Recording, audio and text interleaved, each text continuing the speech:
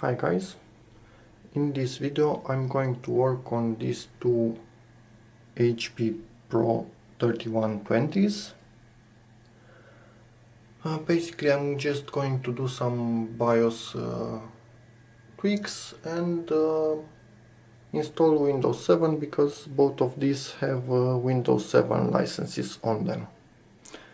And basically on this USB drive I have a cloned copy of a fresh Windows 7 install with all updates already finished, and I'm going to try and clone it to these two PCs and then just change the serial keys to match the stickers on the cases. So yeah, that's about it. Hopefully it goes okay and I don't have to do new installs on them. And the specs: this is the CPU, Pentium E55, 00 at 2.8 GHz, and at least this first one has 500 GB hard drive and 3 gigs of RAM in it. The other one has 320 gigs hard drive, and apart from the hard drive they are identical. So yeah, let me just set the correct time, tweak other settings in BIOS, and boot from the DVD and see if I can clone this and if I can start it. Okay guys, it has worked. Windows is booting for the first time. I didn't even have to change the driver of the SATA controller to the standard one. So now it is searching for drivers, and I have to tell you, listen to it. This is the noisiest driver, hard drive that I ever heard in my life. And it's a 500 gigs hard drive that is making all that noise. I would expect such things for, I don't know, my first 42 megs hard drive. That one was quite noisy, but this is a modern hard drive. So yeah, basically what can you do? And now I will wait for Windows to install all of the drivers it can. If some of them are not available in Windows 7, I will search for them online, install them by myself, and then change the Windows key. So yeah, it's working. Basically I've cloned the install from a Dell laptop onto this machine with the errors. It seems it didn't have any errors on the Dell laptop, but this is probably something due to the drivers.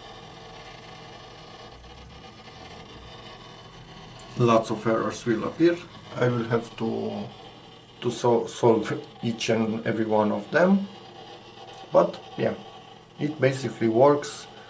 And it saves me a lot of time, because on the Dell laptop it took about a full day to do all the updates. So yeah, better solve some errors than to install again from scratch. So yeah, I will get back to you as soon as I fix all of this. All drivers installed perfectly by themselves. And basically now I'm just going to uninstall everything that was directly related to the Dell laptop basically. So yeah, I'm going to actually uninstall some programs to finish installing Windows on this PC. And see, after I finish uninstalling all of them, if I get that error when starting Windows. So in a moment I will tell you if that fixed the error. because we are left with one single error after the drivers installed. Okay, everything is running perfectly. After uninstalling all Dell related drivers and programs, there is no more error on startup. Basically Windows already knows it has been cloned to another PC. So what I have to do now, with the network connected of course, and I'm seeing that it already has found new updates. Basically this clone is about a week old and already there are new updates. Or maybe they are related to the hardware from this computer. So yeah.